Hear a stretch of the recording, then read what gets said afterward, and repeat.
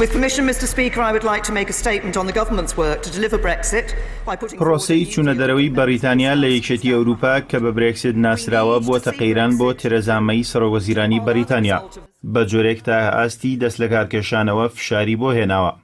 پاشەوەی ئاندری لێتسۆن وەزیری کاروباری پەرلەمانی بەریتانیا دەست لە کارکێشانەوەی ڕاگەیان، میدیاکانی وڵاتە دەڵێن ڕۆژی شەممە تێریزا مەی سەرۆکوەزیرانیش دەست لە کار دەکێشێتەوە. تا ئێستا 36 بەرپرسی باڵای حکوومەتەکەی تێریزا مەی دەستیان لە کار کێشاوەتەوە، لەوانە 2 وەزیری برێکسیت، وەزیرێکی دەرەوە و وەزیری کار و جێگری سەرۆکوەزیران و 2 وەزیری بەرگری کە هۆکاری زۆرینەوەی دەست لە کارکێشانەوەکان بۆ ئەو بڕیارە جیاوازانەی تێریزا مەی دەگەڕێتەوە کە لە سیاسەتی برێکزیتدا دەری کردوون. سەرۆکوەزیرانی بەریتانیا چەند ڕۆژێک لەمەوبەر دوایین پلانی دەرچوون لە یەکێتی ئەوروپای خستە بەردەم ئەندامانی پەرلەمانی وڵاتەکەی و ڕایگەیان ئەگەر پەرلەمان تا 2 هەفتەی دیکە پلانە نوێیەکەی پەسەند بکات، ئەو کات پەرلەمانتاران دەتوانن لەبارەی ئەنجامدانی ڕیفراندۆمێکی دیکەوە دەنگدان ئەنجام بدەن.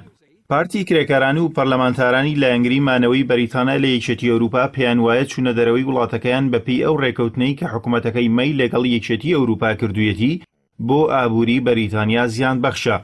لەلایەکترەوە لایەنگرانی سەرسەختی چوونەدەرەوە لە بەریتانیاش پێیان وایە ڕێکەوتنامەکەی تێریزا مەی لەگەڵ یەکێتی ئەوروپا کۆنتڕۆڵکردنی هەموو کاروبارەکان بۆ ژێردەستی حکوومەتی بەریتانیا ناگەڕێنێتەوە، بەتایبەتیش نیگەرانی ئەوەن کە پرسی سنووری نێوان ئێرلەندای باکوور و کۆماری ئێرلەندا دەبێتە هۆی ئەوەی کە لەندەن بۆ هەمیشە لە ژێر مەرج و پەیوەندەکانی یەکێتی ئەوروپادا بمێنێتەوە، چونکە پاش چوونەدەرەوەی بەریتانیا ئەو سنوورە دەبێت بە سنووری یەکێتی ئەوروپا. ئێستا 3 بژاردە لە بەردەم چوونەدەرەوەی بەریتانیا لە یەکێتی ئەوروپا هەن. بژاردەی یەکەمەوەیە بەبێ هیچ ڕێکەوتنێک لە یەکێتیەکە جیاب بێتەوە کە ڕووداوێکی لەو شێوەیە زیانی گەورە بە ئابووری وڵاتەکەت دەگەیەنێت. بژاردەی دووەمیش ئەوەیە پەرلەمانی بەریتانیا ڕێکەوتنامەی نوێی چوونەدەرەوەکە پەسەند بکات و برێکزیت بەپێی ئەو ڕێکەوتنە جێبەجێ بکرێت کە لە هەمان کاتدا پێویستە 27 وڵاتەکەی دیکەی یەکێتیەکەش ئەو ڕێکەوتنامە نوێیە پەسەند بکەن.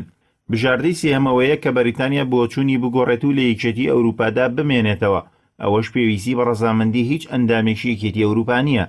تاکە مەرجی ئەوەیە کە پرسیمانەوە لە یەکێتیەکەدا زۆرینەی دەنگی پەرلەمانی بەریتانیا یان زۆرینەی دەنگی دەنگدەرانیە وڵاتە لە ڕیفراندۆمێکی دیکەدا بهێنێت. لاگەری چوونەدەرەوەی بەریتانیا پێشبینی دەکرێت ئەو ڕووداوە بێتە هۆی لاوازبوونی گەشەی ئابووری وڵاتە و یەکێتیەکەش کە گەورەترین پێکهاتەی ئابووری جیهانە.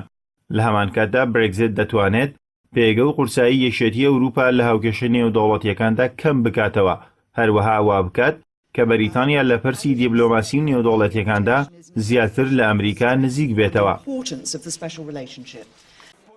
بەریتانیا بڕیار بوو لە 29 ئازاری ئەمساڵ لە یەکێتی ئەوروپا بچێتە دەرەوە، بەڵام بەهۆی ڕێکنەکەوتنی پەرلەمان و حکوومەت لەسەر پلانی چوونەدەرەوەکە 2 جار پرۆسەکە دواکەوتووە. یەکێتی ئەوروپا دوامۆڵەتی بۆ لەندەن درێژ کردووەتەوە کە 31 تشرینی یەکەمی ئەمساڵ دەبێت.